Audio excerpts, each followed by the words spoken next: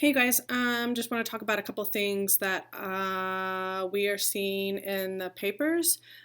So the problem is that many of the ones that y'all are showing us don't really do more than just give us a book report.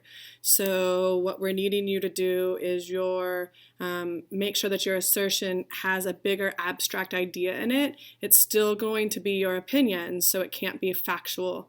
And then think along the lines of what makes a serial killer, that the article that we read, and look at that and see what it does. The assertion proposes an idea such as serial killers or mental health is something that affects serial killers, which is an opinion and wasn't really proven, but once we saw their evidence they gave us, we totally believed it.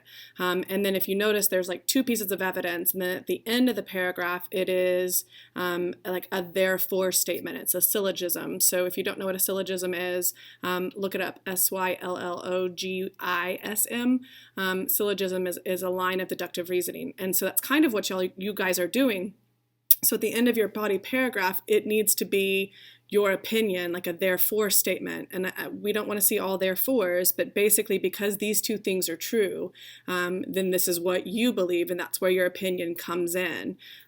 So there's where we're saying like the 30% research comes in, and then your 70% is you at the end of the body paragraph. Let's see, the other things that we're seeing is that you are not citing your sources. Even if it's from a nonfiction book or TED Talk, you still have got to internally cite your sources. Look at the annotated paper that I posted online under the synthesis project. The last part, that's up there for you to see how to internally cite, or you can, by all means, Google it.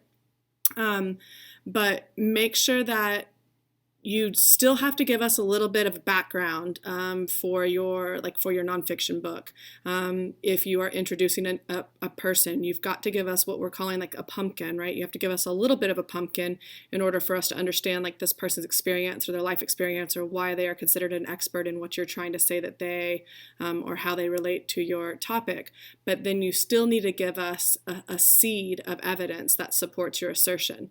So we're still going to have support and purpose. Your purpose after your piece of evidence is going to be brief, but it's still going to address the idea of what is being asserted in your paragraph. But don't give too much away, because you want to give your opinions at the end, and you can't make them general ideas. You have to base your opinions off of the research that you have provided. Hope that helps. Talk to your teacher to see if they are still, totally forgot what I was going to say. Talk to your teacher and see if they are conferencing through Google Docs. I know for me, if you have conferenced with me through Google Docs, I want you to actually print out the comments on the page when you turn in your final paper. So remember, next Wednesday is when your final paper is due. Remember, we are just taking the intro, the first body paragraph, the second assertion. That will be a grade with your works cited page and your synthesis cover sheet. We also need your outline turned in as well. So if there's anything else, check back online. Make sure you're checking the webpage often. All right, hope that helps. Bye.